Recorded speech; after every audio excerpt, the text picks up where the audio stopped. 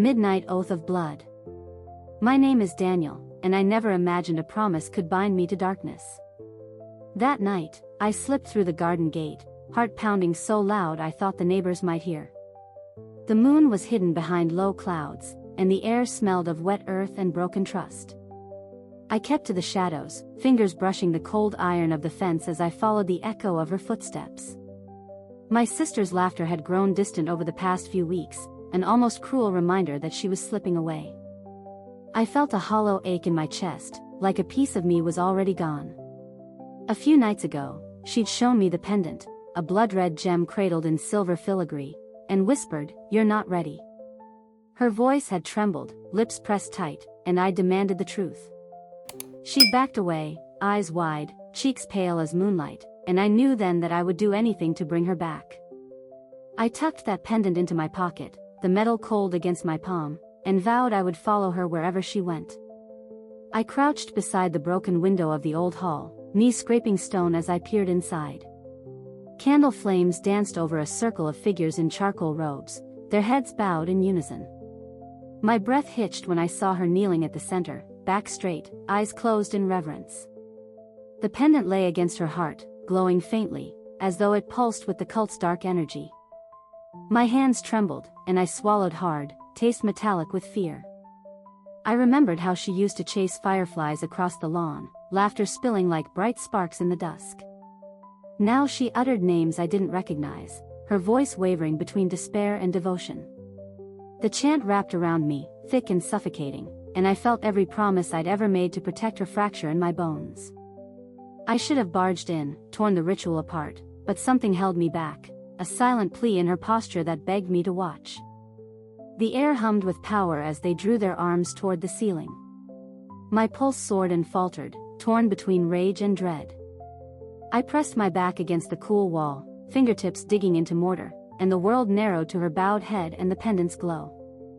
I knew I had to break this spell, but I also knew that any abrupt move might send her deeper into whatever darkness she embraced. Her whisper drifted to me, "Daniel, go home." The word cut me sharper than any blade. She sounded defeated, distant, as if she spoke from another life. My throat tightened and I closed my eyes, forcing back the lump that rose in my chest. I drew in a shaky breath, tasting smoke and jasmine, and vowed I would not leave her here. Behind me, the floorboards creaked, the other figures shifting, sensing my presence. Terror and determination clashed in my mind. I reached into my pocket, fingers curling around the pendant's chain, and pulled it free. Its gem felt warm, heavy with her hope and my guilt. I would use it against them, sever the ritual by showing her their lies. I stepped forward onto the dusty floor, breath coming in quick jolts. Candlelight flickered across her face, illuminating sorrow and resolve. She looked up, eyes meeting mine, and for a moment the chant stuttered, like a heartbeat skipped. I raised the pendant before her, voice hoarse, "This ends now." My legs shook, but I forced myself closer. She stood, the circle around us falling silent. Her hand reached out, trembling, and I felt the tremor in my bones. I offered her the gem, her own betrayal made tangible, and whispered, "Come back to me." The silence pressed down, expectant and heavy, as I waited for her to choose between the darkness and the brother who refused to let her go. Later, I kept replaying her words in my head. Every time I tried to focus on anything else, work, sleep, even the simplest text from a friend, it would slip back. I'd be blinking at my phone, mind buzzing with the echo of betrayal. My palms would go sweaty, or cold. One moment I'd feel numb, and then my heart would slam so hard I could swear the walls shook. I realized I was teetering between wanting to crawl back to her, to beg her for answers, and wanting to hurt her the way she hurt me. I started small, like probing. One afternoon, I went to the cafe where she met him that night. It was quiet, sun filtering through tall windows, the smell of roast coffee settling in my lungs like a calm before a storm. I sat at the table they'd used. I looked for their coffee cups, like an idiot, but all I found was a faint ring stain. I pressed my fingers to the grain of the wood, tracing the circle like I was mapping out my plan. My jaw clenched, and my knuckles turned white as I gripped the edge of the table. A part of me felt guilty, like I was desecrating a place where we once laughed together. Then there was the job site. She'd said she had to check on something important, and ended up meeting him there after hours. I remember walking through that empty warehouse, echoing footsteps drumming in my ears. I found a scrap of paper torn from her notebook, folded and tucked behind a beam. I held it between shaking fingers, the scribbled words almost illegible. I dropped it before I could read more, heart racing as if my chest was on fire.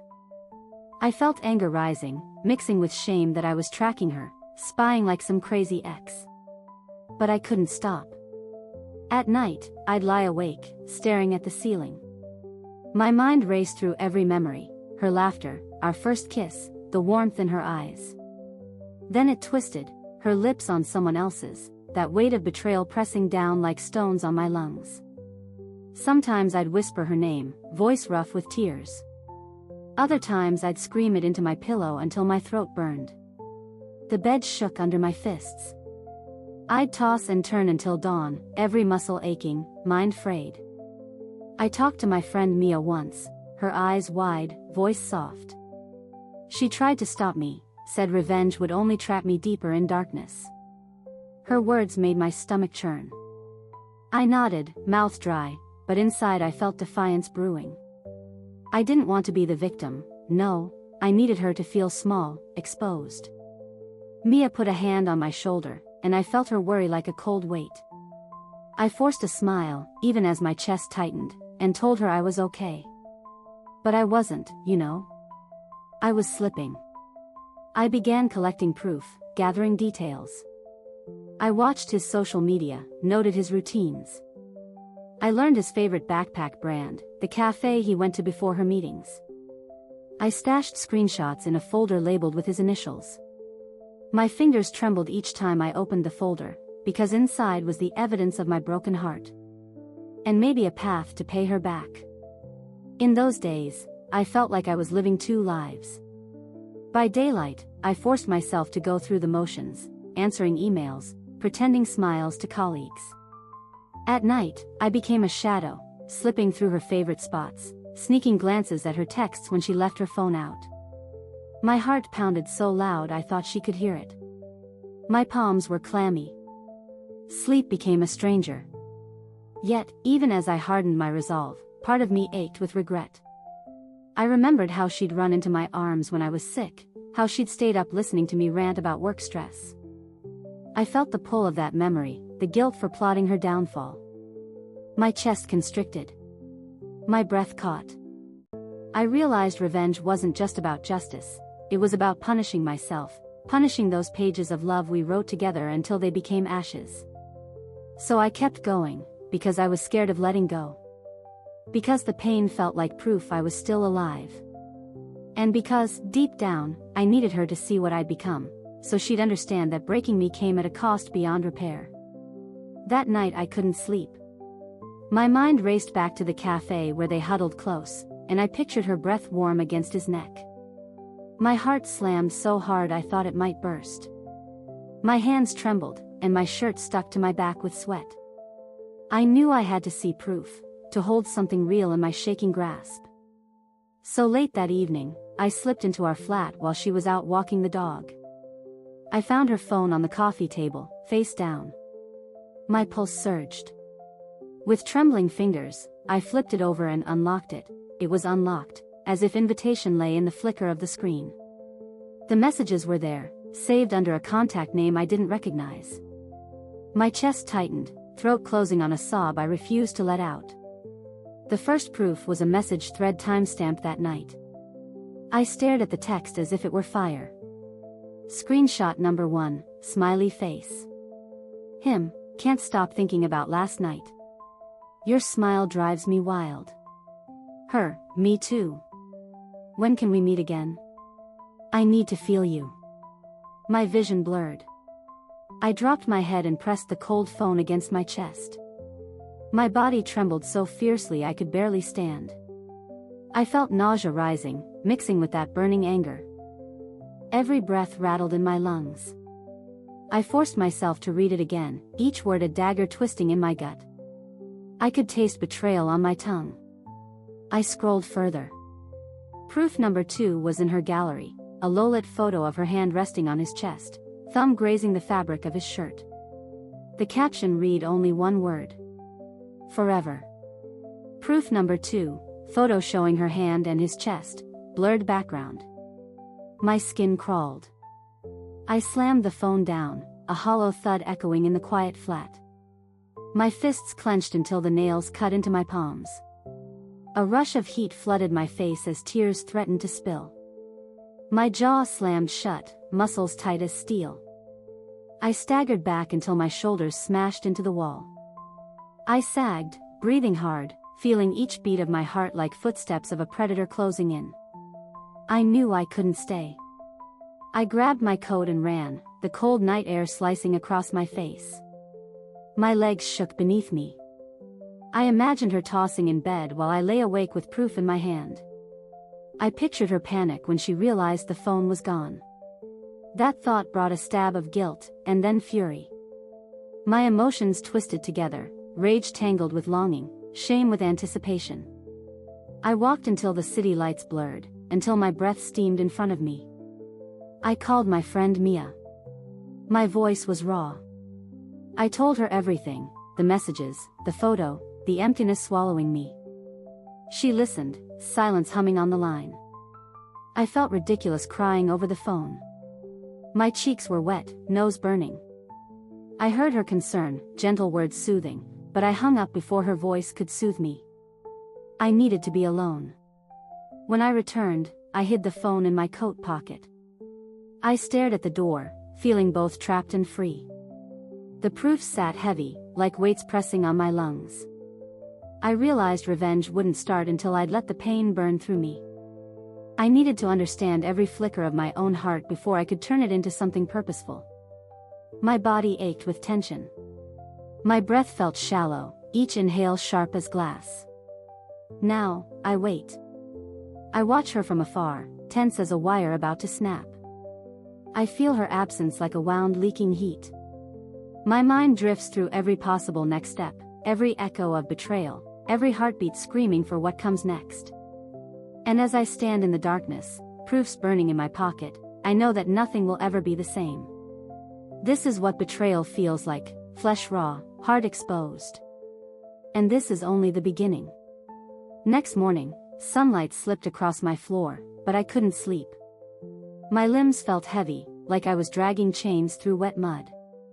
I crawled out of bed and paced our bedroom, tracing the outline of the bedpost where we once carved our initials. My jaw tightened, heart racing at every breath.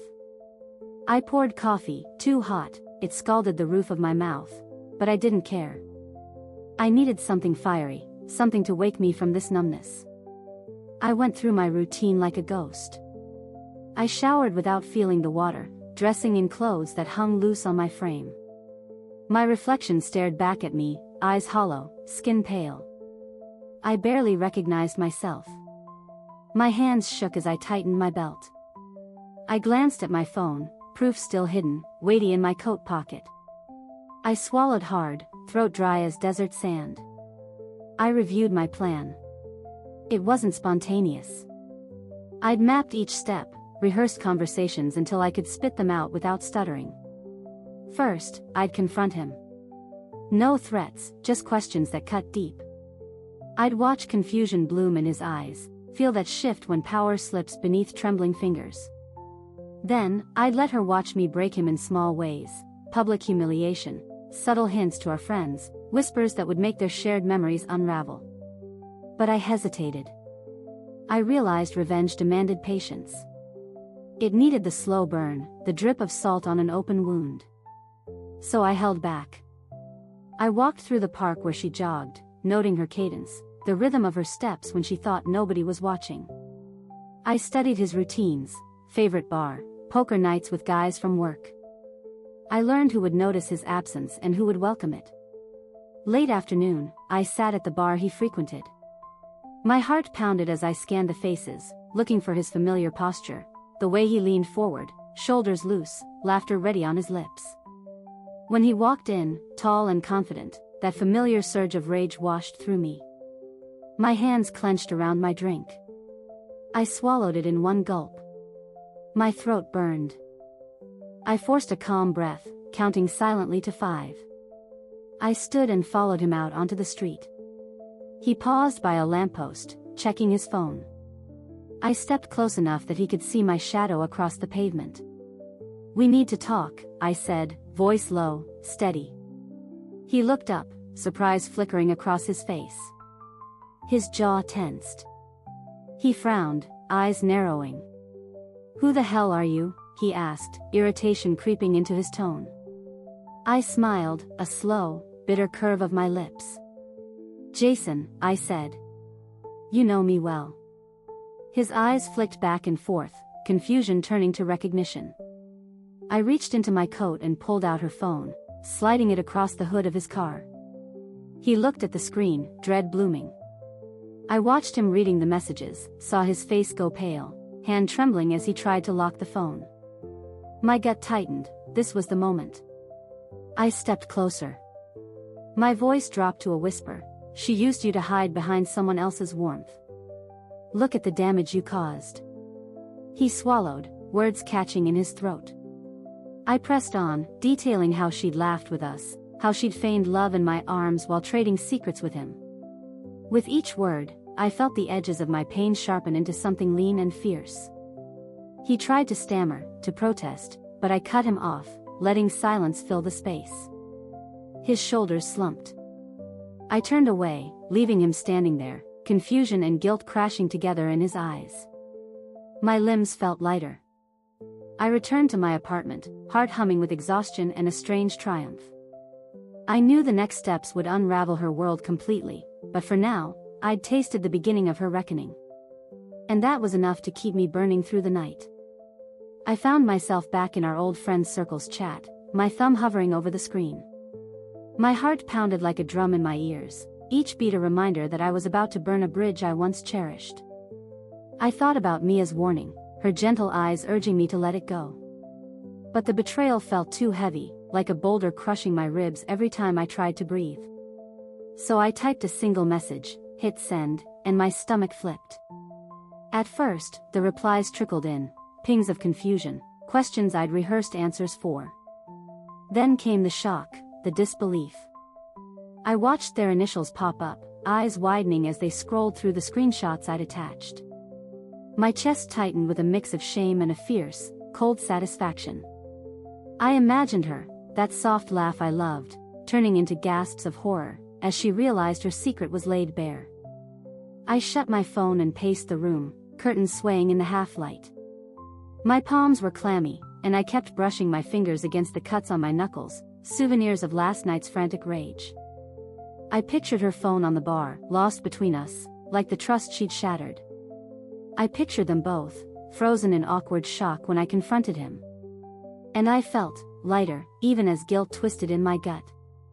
A little later, I ran into her at the florist shop we'd once dreamed of choosing bouquets together. She was picking white lilies, our wedding color, she'd said. When she saw me, her expression flickered like a candle in a breeze, surprise, then anger, then confusion. I felt something catch in my throat, regret? No, not yet. I drew in a breath that rattled my ribs and forced a calm into my voice. "Hey," I said, voice low. My hands were shoved into my pockets, fingers curling around the phone. I sent something to the group chat. I saw her jaw clench, lips parting for an apology or denial, I don't know. Her eyes went glossy, and she swallowed, as if trying to push down tears. I could see the tremor in her bottom lip, the way her shoulders wobbled. She stood there, petals cradled in her arms, white lilies blooming against her chest. My chest tightened, watching her absorb each message ping on her screen, every screenshot of her betrayal flickering into view. Her fingers curled around the stems until her knuckles were pale. I felt a twist of pity, but it was tangled with something sharper, the need for her to feel what I'd felt. So I just watched. Behind her, the florist gave a worried look, lips pressed tight. She hovered nearby like an anchor, ready to step in if things fell apart. I noticed the motherly crease between her brows, the way she inhaled softly before speaking. That small slice of normality, someone else's concern, hit me with its own kind of ache. I cleared my throat. "You deserve to know what you did," I said.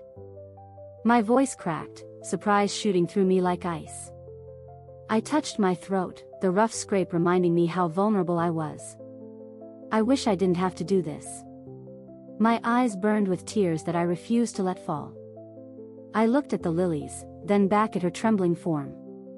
"But you left me no choice." She swallowed again, eyes flicking to the text trail on her phone. I saw the collapse in her posture, how she sank into herself like a deflating balloon. Her hands shook as she lifted one lily, fingertip brushing a petal. She inhaled, shoulders jerking in a sob she tried to swallow back. My heart clenched at the sight, her pain was raw and real. My breath came shallow, chest tight. Then she looked up, and our eyes met. Something fierce burned there, anger, shame, regret. For a moment, I saw the woman I loved, eyes glistening with tears. Then they hardened, and she dropped the flowers, white petals scattering across the tiled floor. The sound was a soft thud, like a heart cracking open. I turned away before I could crumble. My legs felt unsteady, but I forced each step until I was outside, the florist's door closing behind me with a soft click. My chest heaved. My legs trembled like I'd run a marathon. I realized revenge wasn't only his shame or hers, it was this hollow victory, leaving me with nothing but echoes of what we'd been. I pressed my hand to my chest, breathing hard, tasting tears I wouldn't let fall. And I knew there were more steps to take. But for now, in the pale afternoon light, I stood alone with my hollow triumph, wondering if the price of revenge might just be everything I ever loved. I walked away from the florist, each step heavier than the last. Petals crunched under my shoes, shards of white lilies scattering behind me like broken promises. My coat hung loose, as if I'd lost the strength to hold myself upright. I pressed my hand to my side, heart still thrumming with that bitter pulse of triumph and regret. I wondered how she was feeling, eyes swollen, cheeks damp with tears, while I carried the weight of her world in my coat pocket. On impulse, I found myself at her apartment door. The corridor was silent except for the hum of the building's old heater. My knuckles went numb as I knocked firmly. Inside, I could hear the shuffle of slippers, the low thump of her heartbeat echoed in each footstep. The door opened a crack, her face appearing frail in the dim light. Her eyes were red and puffy, and when they met mine, something in her soul flickered, fear, sorrow, longing. She took a trembling breath and let the door swing open wider. "Jason," she whispered, voice cracking. My stomach twisted. I could smell her perfume, faint vanilla mixed with lingering regret. She stepped aside, and I squeezed past her into the narrow hallway. The walls were bare, save for a photograph of us laughing on the beach, sunlight drenched and full of promise. It stared at me accusingly. I left silence hanging between us, letting each second stretch until it felt taut and brittle. Then I spoke, voice low and ragged. "Why?"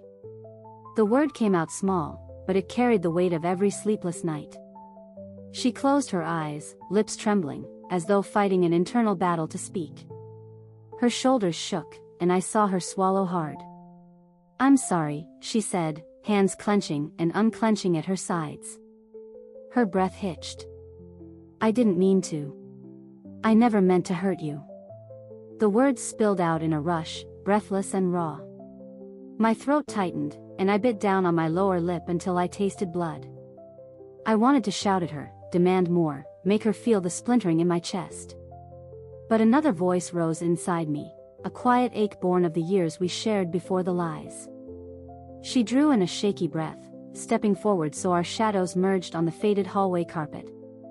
Her hand hovered between us, fingers splayed like she was reaching for something she knew she'd lost. "It started out innocent," she said, voice quivering. "A moment of loneliness, and then it just happened." Her eyes glistened, tears finally falling. My heart watched them slide down her cheeks, each one a silent plea. I felt my body react, shoulders tensing, chest constricting, tears stinging my eyes when I hadn't wanted them. My hands curled into fists, then relaxed as if she'd broken a spell. I realized the confines of rage were cracking, letting something else slip through the shards. Compassion, confusion, a flicker of the love that had once been so fierce. My breath caught. She swallowed again, voice barely above a whisper. I wanted to tell you. I tried. But every time I looked at you, I froze. I was ashamed. Her voice cracked like dry wood. The raw honesty in her confession pressed against my ribs. I closed my eyes, feeling the tremor in my limbs as my body swayed. My heart hammered, mind flooded with memories of stolen laughter, late-night talks, warm hands. For a moment, everything stilled. We were two broken souls standing in the wreckage of our past. I felt the weight of my own vengeance resting like a stone in my hand. I could unload every bit of pain on her, make her feel the full force of my betrayal. Or I could let this moment shift the course of what came next. Her apology hung between us, fragile and quivering. I sensed the secondary characters in this drama, our neighbors probably listening through the thin walls, friends who would soon know. But in that hush, it was just her and me, two hearts draped in the wreckage of love. I took a shaky breath, voice quieter than I planned. I don't know what comes next, I admitted, the admission surprising me more than her confession. My jaw unclenched, shoulders loosening. My hands fell to my sides, fingers brushing the proof in my pocket. It felt hot, heavy, alive with possibility. She exhaled, relief mingling with fear. I held her gaze, seeing both regret and hope flicker in those familiar eyes. The path ahead stretched out uncertain and dark, but I knew this one moment would shape it forever. I stepped back, closing the distance, and for the first time since I found that phone, I felt the division between us soften. We stood there in silence, the faint hum of the heater filling the gap between two hearts wounded by love and lies. The decision waited for me, sharp and insistent. And in that quiet, I realized revenge might not be what saves me, it might be what destroys me completely. I stood in her hallway long after she retreated into her apartment, the proof burning in my coat pocket like a live coal. My heartbeat thundered in my ears, each pulse a note of warning, you're still here. I pressed my back against the wall and slid down until I sat on the floor, legs drawn to my chest. The motion was automatic, like gravity pulling me into my own despair. My hands trembled as I opened my coat and stared at the phone. It felt heavier now, weighed down by every unread text, every uncrossed line between us. A neighbor's footsteps echoed above. I imagined them pacing in their own flat, oblivious or maybe curious. The hum of the heater droned through the building, indifferent to my turmoil. I pressed the phone to my palm, feeling its cold surface as though it could cut me. My lips parted, and I could taste the metallic tang of fear mixed with something darker, anticipation. I might still be able to use this against her, to twist the knife deeper. But a different voice hovered at the edge of my mind, Mia's gentle warning that revenge can become its own jailer. I closed my eyes, chest rising and falling in jagged breaths. My nails dug crescents into my palms until they bled. The pain grounded me, a reminder that I was still flesh, not some avenging spirit. I wiped my palms on my jeans, staining the denim with red smudges. My shirt felt damp against my back as cold and sweat mingled on my skin. I ran a hand through my hair, rough and ragged, like the edges of my sanity. Something in me snapped. I stuffed the phone back into my coat and stood, knees cracking under the sudden movement. I needed air, space to think without her confession echoing in my head. I walked back into the corridor, each footstep hesitant at first, then gaining purpose. I reached the stairwell and descended on shaky legs, the fluorescent lights flickering overhead like stuttering thoughts. Outside, the night air struck me like a slap, crisp and unforgiving. I drew in a deep breath, tasting exhaust and the faint sweetness of distant flowers. I pressed my palm to my mouth to stifle a ragged gasp. My chest hurt, muscles trembling as adrenaline drained away. I wrapped my coat tighter around me, the phone pocket heavy against my thigh. I started walking, aimless, past closed shops and empty benches. My mind shifted through scenes of what I could do: leak the messages to her parents, send the proof to her closest friend, plaster it across social media and let the world's gaze tear her down. Each glimpse made my stomach churn. I felt like I was watching myself from above, a stranger controlling my own limbs. My jaw ached from clenching. My throat was raw from words I didn't say. Then I saw her shadow through a fogged shop window. She was standing outside the florist, lit by a solitary street lamp, head bowed, shoulders shaking. My heart clenched at the sight. I slowed, chest tightening so badly I thought I might pass out. Something inside me recoiled from the idea of harming someone who was already so broken. The echo of her apology, the raw, trembling, "I never meant to hurt you," pulled at me like tide on the shore. I stepped forward, closing the distance without thinking. She saw me, eyes widening, face paling. Her phone was gone. She wasn't staring at messages now, just at me, searchlights of fear and hope battling in her gaze. I felt my knees go weak. My arms fell to my sides. The weight of my coat felt oppressive, the pocket where I'd hidden her betrayal now empty and hollow. She took a cautious step toward me. "Jason," she whispered, voice cracking. I opened my mouth, then closed it again, the words lodged behind my teeth. My chest shook as I tried to pull in a steady breath. My hands curled and uncurled, fists undone by indecision.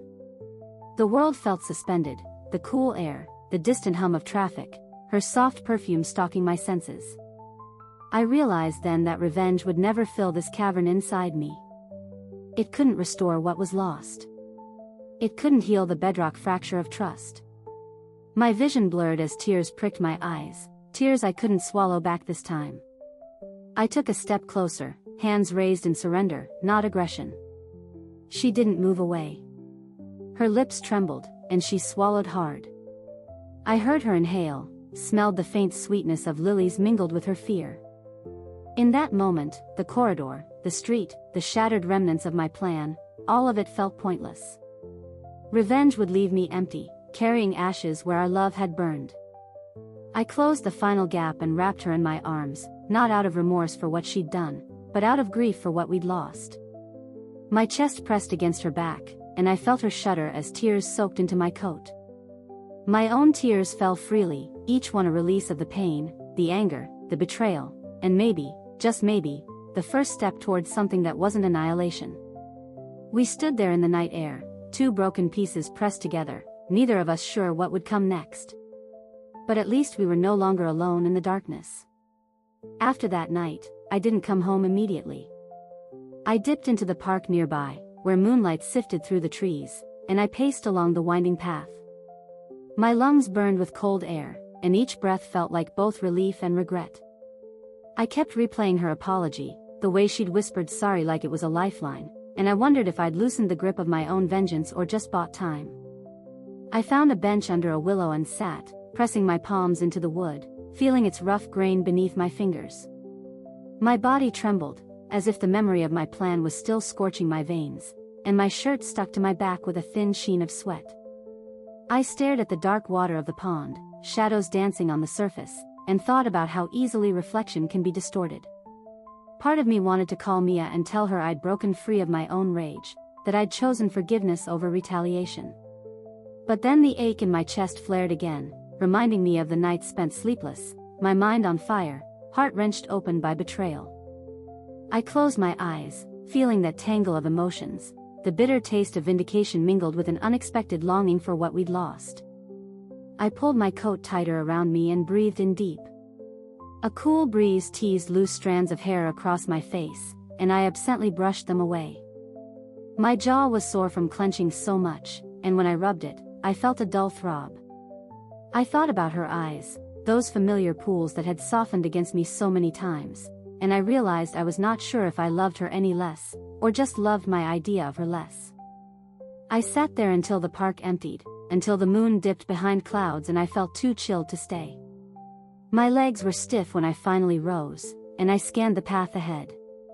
It curved away toward our neighborhood, homes silent and dark. I wondered how she was spending the hours, alone, in the apartment we shared, or surrounded by friends who'd heard my revelations. Anxiety knotted in my stomach, making me want to fumble for my phone and check in. But I didn't. When I reached our building, I paused at the door, hand on the handle, reluctant or afraid, I couldn't tell which. Inside, the hallway was quiet, lit by that flickering bulb that always felt off.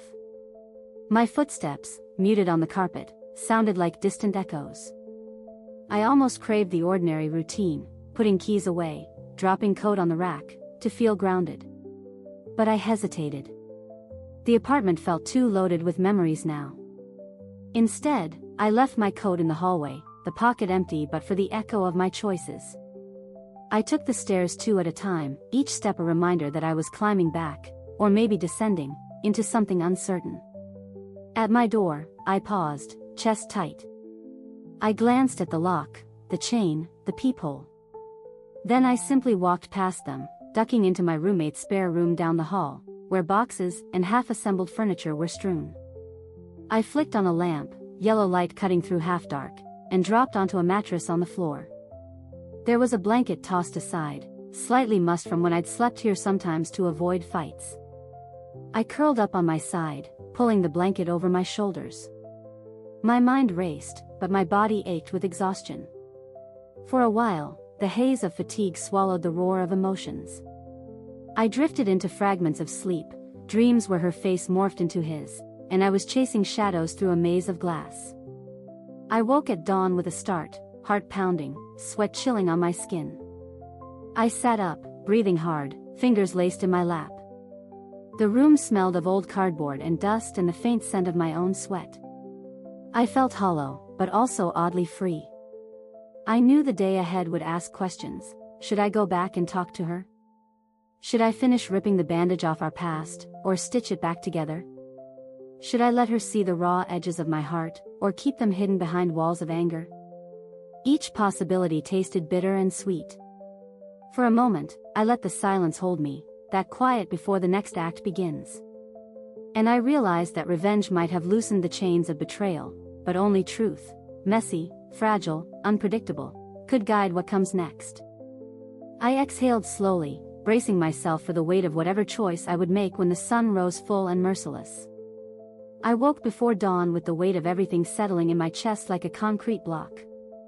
My limbs felt leaden, and my throat was dry. I sat up on the mattress, rubbing my eyes until the light from the single lamp burned my vision. My heart pounded, each beat loud enough to echo in the silent room. I pressed both palms into my temples and leaned forward, elbows digging into my knees as if I could squeeze clarity out of the tension. I thought about her face yesterday in the hallway, how the corner of her mouth twitched, the way her eyes flickered between shame and longing. That image lingered behind my eyelids, a ghost I couldn't shake. I ran a shaky hand through my hair and swung my legs over the side of the bed.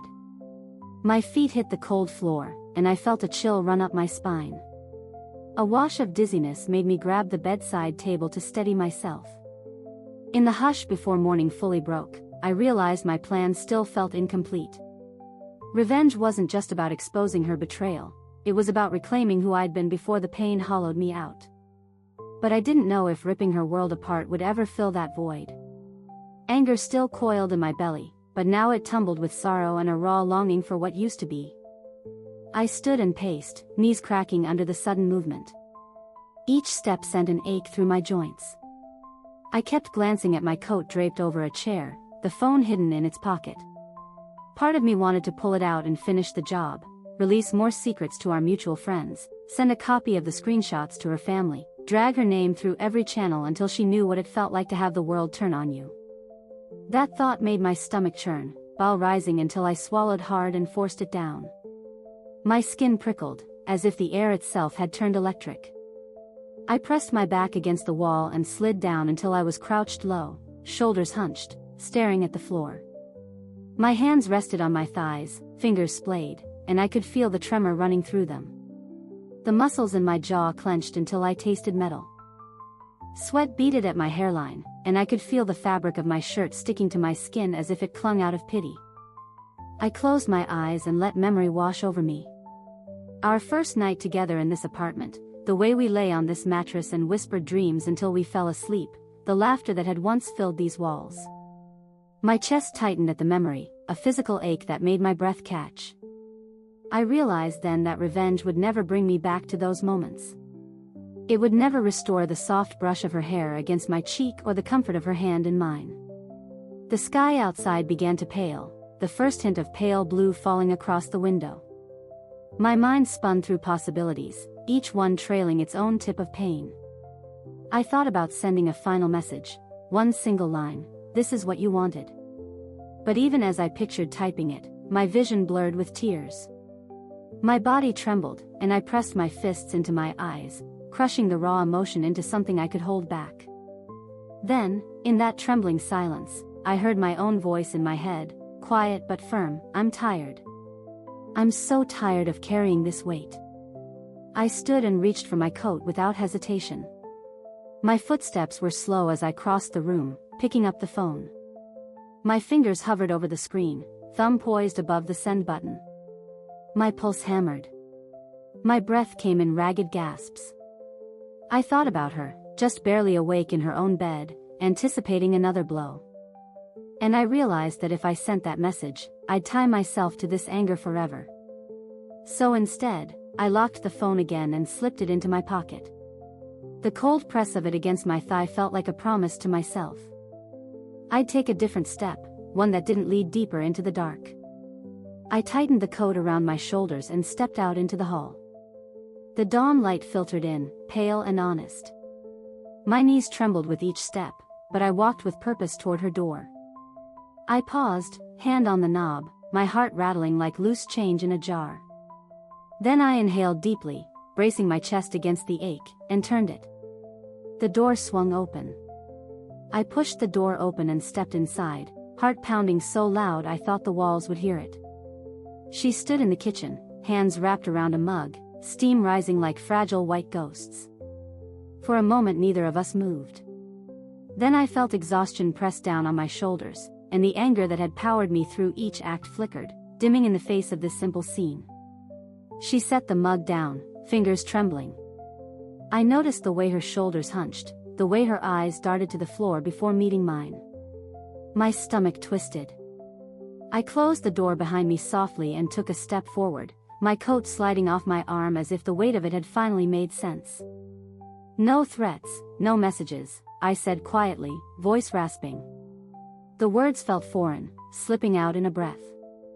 She blinked, mouth parting like she wanted to speak.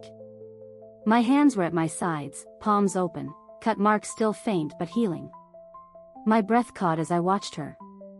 Time slowed. Finally she spoke, voice small, "I'm here." She swallowed. "I don't know what you want from me now."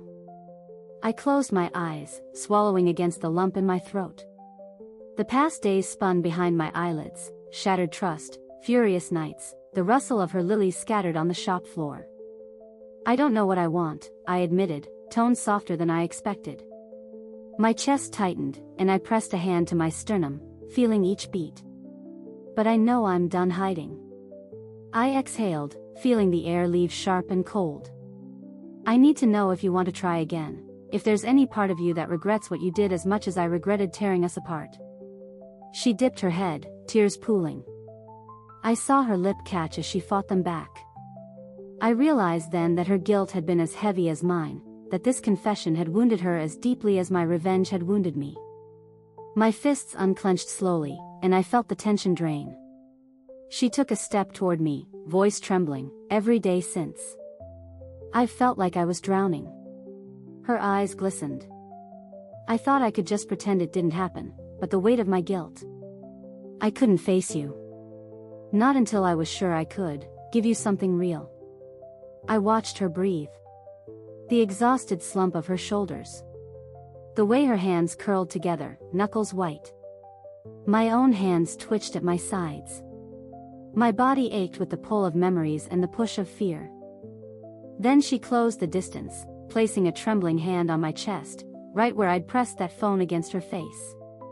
Her fingers were cool, and my skin prickled. I felt her pulse through her fingertips. I looked into her eyes, eyes I recognized, softened by shame but still my home. "I can't promise I'm perfect," she whispered. "But I want to be honest. No more hiding." Her voice cracked. My throat tightened. I nodded slowly, realizing that this moment, so fragile and raw, was what I'd been searching for all along. Without thinking, I reached out. My fingers wrapped around her wrist, tracing the slight tremor. I guided her closer until her head rested against my chest. My arms settled around her, and I felt her breath hitch, felt the fabric of her shirt transfer warmth onto mine. I closed my eyes, allowing the pounding in my ears to slow. We stayed like that, two broken bodies leaning into each other, surrendering the little defenses that remained. Outside, the city murmured behind the walls, indifferent to the small reconciliation unfolding in that narrow space. When I finally pulled back, I saw hope flicker in her face, tentative but real. My jaw unclenched, and I realized the tension in my shoulders had eased. The air between us felt lighter, though the weight of our past lingered like a distant echo. I touched her cheek gently, the tip of my finger trailing a cool path. She closed her eyes at the contact, leaning into it. I whispered, "We start over, if you'll let me." My voice broke, but it felt right. She nodded, tears slipping freely. "I'll let you." We stood there, breathing together, knowing that the path ahead would be rocky, but for the first time it felt possible to walk it side by side. That evening, I sat on the couch, the dim lamp casting a soft glow across the room. Our apartment felt different now, too quiet, even with her humming in the kitchen as she washed dishes. My chest tightened each time I thought about the message still sitting unopened on my phone. My thumb hovered above the screen, sweat beading at my brow. I wanted to check it, to see what he wanted, but I also wanted to forget it ever existed. My hands trembled as I reached for the remote, a craving for distraction that felt like desperation. She turned off the tap and leaned against the counter, water droplets sliding down her arms. She noticed my stare and offered a small, tentative smile that faltered when it met my eyes. "Everything okay?" she asked, voice soft like apologies. I swallowed hard, throat rough. "Yeah," I said too quickly. "Just tired." A lie tumbled out before I could stop it. My jaw ached from clenching, muscles tight like cords ready to snap. She nodded, concern flickering in her eyes, and reached out to place her hand over mine. Her fingers were cool against my skin, grounding me for a moment in her warmth. I closed my eyes, letting myself lean into that touch, but the buzzing vibration from my pocket reminded me of the storm still brewing. I couldn't ignore it forever. I felt torn, between the urge to protect what we were rebuilding and the need to confront the wreckage I'd left behind. It was like standing at the edge of a cliff, heart pounding, head spinning, knowing I had to choose between stepping back or plunging into the unknown.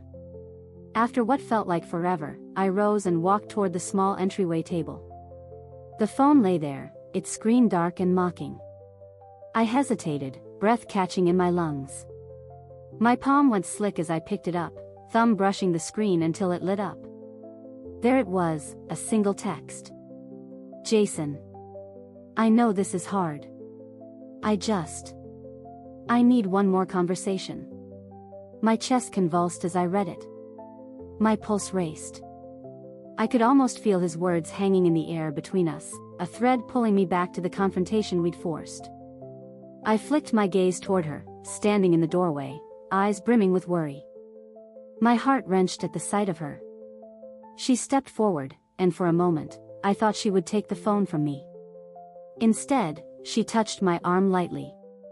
Her touch was gentle but insistent. "Do you want to talk to him?" she asked, voice breaking. I swallowed, tension coiling in my belly. The heat in my face flared. I shook my head, words catching in my throat. I don't know." Her shoulders sagged, sadness flickering in her eyes. "I get it," she said, voice small. "But maybe it's part of moving on, letting him speak his piece. Then we can close that chapter." My heart surged at the thought of dragging her back into that pain. My throat tightened. I crossed my arms, hands pressed against my biceps, muscles trembling beneath the fabric of my shirt. "I'm afraid," I admitted, voice husky. "Afraid of what I'll feel again. Angry. Hurt." My chest tightened like a vice. She reached out, fingertips tracing a hesitant path along my collarbone. The contact made me catch my breath. I felt her pulse like a soft drum under her skin. I sank onto the couch, placing my elbows on my knees. The phone slipped onto my lap. I ran a shaky hand through my hair until my scalp tingled. My mind raced through possibilities, talking to him now, later, never. Each scenario felt like another betrayal or confession. My heart beat so loud I feared he might hear it through my chest. I closed my eyes, darkness pooling behind my lids. She knelt in front of me, eyes level with mine. "Whatever you decide," she said, voice firm despite the tremor, "I'm here." Her words were both anchor and blade, steadying me but cutting through my fear. I nodded, tears prickling at the edges of my eyes. My breath came in shallow pulls as I realized the choice was mine alone. I lifted the phone, thumb hovering. My chest felt raw, naked in the quiet living room. I exhaled, fixing my gaze on her face, on the way her lips pressed in a line of resolve, on the sorrow and hope mingling in her eyes. Then I tapped the message. My heart slammed against my ribs as the keyboard opened. Fingers hovered, heavy with the weight of every sleepless night, every wound I'd inflict or heal. My skin prickled, and I felt both dread and relief wash over me. Her hand tightened around mine, and I felt a spark of something new, maybe forgiveness, maybe hope. My heart still trembled, but the tremor felt less like fear and more like possibility. And as I sent the message, I realized that taking this step, whatever the answer would be, was the real act of revenge I needed to enact on my own grief, letting go. I walked into the cafe we'd chosen, a quiet corner table bathed in soft amber light. My coat felt heavy on my shoulders, though the weight of expectation pressed even harder against my chest. I slid onto the bench, heart thundering in my ears, and forced myself to meet his gaze when he approached. He looked smaller than I remembered, shoulders curled inward, eyes shadowed with apprehension. He set a coffee down in front of me, lips tight as he settled. For a moment we just looked at each other, two strangers who once colluded in a secret. My hands trembled as I wrapped them around the warm mug, fingers tracing the rim's thin lip. Steam rose in lazy spirals, but I barely felt its heat. My breath hitched, jaw taut, as I searched his face for what to say first. He cleared his throat, voice low. "Thank you for coming," he said, though it sounded like an apology itself. My heart jolted, guilt flickered to life, weaving with my anger. I nodded, throat dry. "I needed to hear your side," I admitted, voice rough like gravel. He blinked, hesitation flickering. I never wanted this to hurt you," he whispered, words tumbling out. I thought I was helping her, just listening. It got out of hand. His admission landed hard, and I felt a twist of pity cutting through my resentment. My grip on the mug tightened so much that my knuckles turned white. I tilted the cup to my lips and drank, hoping the coffee would steady me, but it just scorched my tongue. My throat tightened as the heat sank down, echoing the ache in my chest. "Listening?" I echoed, voice trembling. "You let her lie under my roof, let her leak pieces of my heart to someone else." My voice cracked. My vision blurred, and I blinked back tears. He flinched, pain mirroring in his own gaze. "I was scared," I continued, words rushing now. "I was so angry I almost destroyed everything." My shoulders shook with the force of my admission. I pressed my palms to my eyes, tasting salt. He reached across the table, hand hovering before brushing my fingers. His touch was light, tentative. Electricity flared up my arm, and I pulled back, startled by the tenderness. "I'm sorry," he said, voice cracking. "You didn't deserve that." I met his gaze again, searching for more, some glimmer of honesty. He swallowed and exhaled slow. I was lonely, and she called. I shouldn't have been there. I felt a fresh wave of sorrow, mingled with shame at my own jealousy. My chest tightened, breath shallow. My palms sweated against the cool ceramic. "I lied too," I admitted, voice small. "I let my vengeance rule me." I traced a line along the tabletop grain. Revenge felt justified. My lips trembled. But it left me hollow. He nodded, expression pained. I never meant to cause all that. He looked down, shoulders sagging. I noticed how the light caught the hollow beneath his cheekbone, the shadow under his eyes. We both sat in the hush, two wounded men surrounded by strangers' chatter and clinking cups. It felt surreal. Then he spoke again, words careful. I don't expect forgiveness. My heart clenched. I don't want it, he corrected, voice firm. My breath caught. But I hope you find peace. I studied his face, heart twisting. For a moment I wanted to lash out again, pull him into my pain. But instead, my body relaxed, shoulders sagging. I exhaled slow. I set the mug down, palms flat. Maybe I will, I said, voice softer. He offered a fragile smile, and I returned it, tentative. Our conversation ended without fireworks, no grand absolution, just two wounded men facing the mess they'd made. Walking back, the air felt cooler, lighter. My chest still ached, but the coil inside me loosened. I realized that revenge hadn't healed me. This conversation, messy and human, might be what finally set me free. And though the path ahead with her wouldn't be easy, I felt a flicker of hope, a fragile ember ready to burn a new story from the ashes of betrayal. It was just another morning when I found her sitting by the window, fingers tracing patterns on a mug she held. The apartment felt different, lighter even, with the weight of unspoken tension finally released. I stood in the doorway, coat still lining the hook where I'd thrown it, and studied her. Her hair fell over one eye, and she didn't look up at first, like she was still afraid to meet my gaze. My chest tightened at the sight, and I realized I'd been holding my breath again.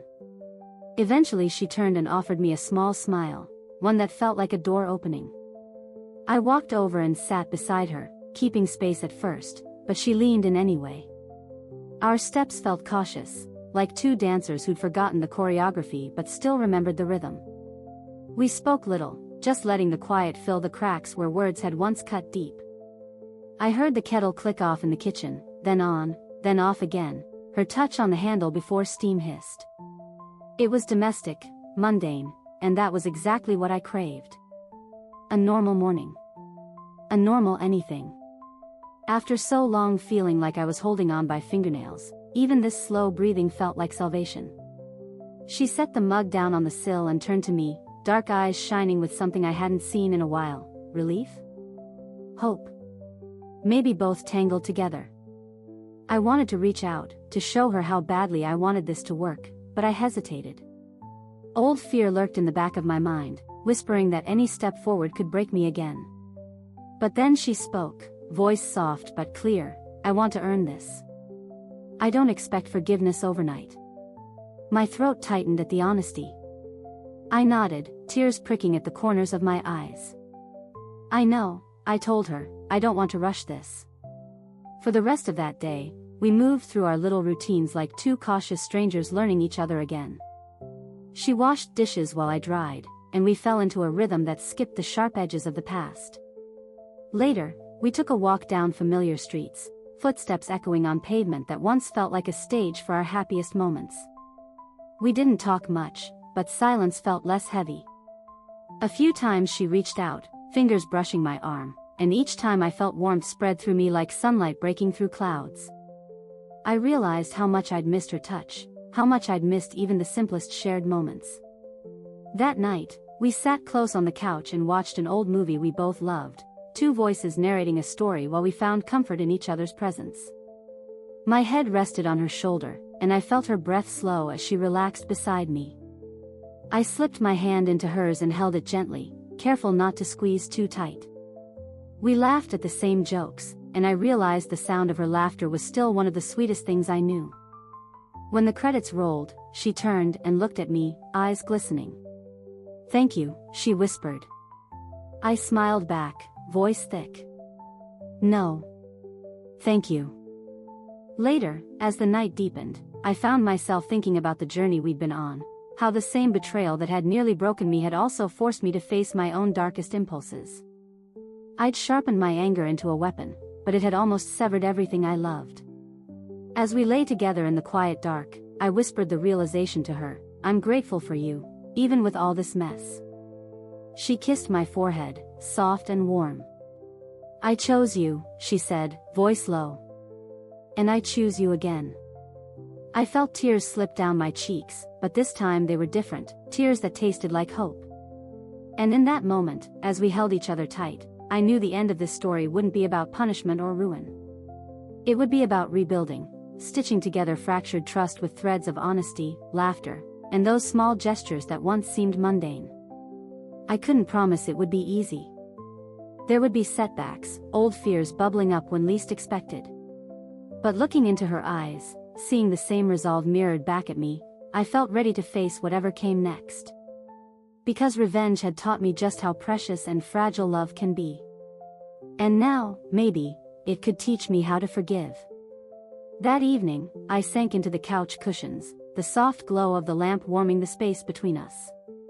She moved around the room, folding a blanket with careful fingers, and I watched the way her shoulders relaxed when she thought I wasn't looking. The silence wasn't heavy this time, it felt like breathing, steady and shared. I reached for my teacup on the low table, noting the faint swirl of steam, and remembered how earlier we traded shy smiles over morning coffee. That memory settled in my chest, turning the tight coil of worry into something more like gentle warmth. She joined me on the couch, sitting close enough that our arms brushed. I could smell the jasmine in her hair and the familiar fragrance of home on her skin. We didn't speak at first. Instead, I traced the edge of the blanket she'd folded, fingers brushing cotton. My hands no longer trembled the way they had before. My heart felt quieter, less like a drum and more like a steady heartbeat. After a moment, she shifted and looked at me, eyes soft. I'm glad you stayed, she said, voice low. I swallowed, throat dry, and nodded, feeling a knot loosen in my chest. Me too, I replied, voice quieter than I expected. The words hung between us, simple but true. A song began on the stereo, one we'd heard together long ago, and her lips curved into a small smile. She tilted her head, letting the melody fill the room. I felt a rush of memory, dancing in the living room, laughter echoing off the walls. My chest tightened with a mix of joy and regret, and I closed my eyes, letting the music wash over me. When I opened them again, she reached for my hand, fingers curling around mine. Her touch was light but sure, and I felt a spark of hope flare inside me. I was scared, she admitted, voice trembling. I thought coming back would only bring more pain. My stomach tightened at her confession, and I squeezed her hand. I know, I said, my voice rough. But avoiding it hurt more. I paused, searching her face. I needed to see that we could still pick up the pieces. She nodded, eyes glistening, and I felt my own throat tighten. My hands brushed against hers, warmth passing through the thin fabric of our shirts. We leaned back, settling into the couch together. I reached for the remote and paused over the TV, then set it down again. We didn't need noise. Instead, I studied her face by lamplight, the way her eyelashes caught shadows, the slight tremor of her lower lip. My fingers itched to brush it away, to offer comfort. Finally, I did, gently tracing the line of her cheek with my thumb. She closed her eyes at the touch, leaning in until our breaths mingled. A soft knock sounded at the door. We both froze. My heart fluttered with a sudden jolt of fear. Had we moved too fast? She swallowed and whispered, "It's probably Mia," and I exhaled, realizing how tense I'd become. She rose and walked to the door with measured steps, leaving me on the couch with my tea, steam curling in the lamp's glow. I heard her voice, a tentative welcome, and a friend's light laugh beyond the frame. I set the cup aside and stood, smoothing my shirt. When Mia stepped in, her eyes widened at the close proximity, but she smiled warmly. "I brought takeout," she said, holding up plastic containers. She glanced at me, then at her roommate, concern softening her expression. "Thought you two might not feel like cooking." My chest eased as we invited her in. The three of us settled around the coffee table, plates clinking and chopsticks tapping, but even amid conversation the tension felt different, lighter, handled with care. After Mia left, we stayed on the couch until the plates were cleared. The lamp burned low, and I felt a gentle tiredness in my limbs. She rested her head on my shoulder, and I wrapped my arm around her. Our breathing synchronized, slow, sure. I pressed a gentle kiss to her hair and whispered, "Thank you for tonight." She tilted her head, voice muffled against my chest, "Thank you for staying." The simplicity of that moment, of our mutual gratitude, filled me with warmth stronger than any vow of revenge ever could. As the lamp flickered once before steadying, I realized how far we'd come from anger and betrayal. The path ahead would still have shadows, moments of doubt, and tough conversations. But here, on this couch, in this quiet apartment touched by jasmine and lamplight, we'd found a new rhythm. A fragile hope glowed between us, and I leaned in to hold it close.